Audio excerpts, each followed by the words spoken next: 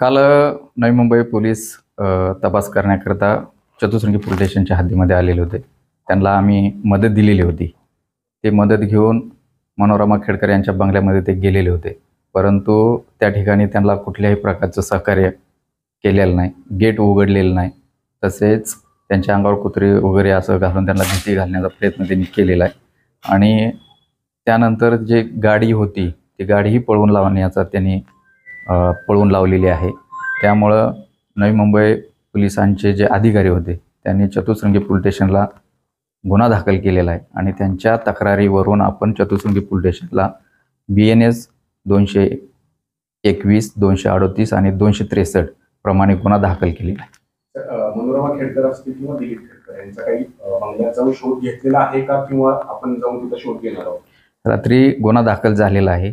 आता आमचे एक पथक त्या ठिकाणी जाऊन सदर गुन्ह्याचा तपास करणार आहे. तर हे ते दोन आरोपी अज्ञात होते, काही म्हणजे नेमकं काय म्हणलं तक्रारीत मनोरमा खेडकर? तक्रारदार यांनी यामध्ये मनोरमा खेडकर आणि तिचे साथीदार असं त्यांच्या तक्रारीमध्ये म्हटलेलं आहे. तर गुन्ह्याचा तपास करून जे साथीदार आहेत त्यांना आम्ही निष्पन्न करणार आहोत.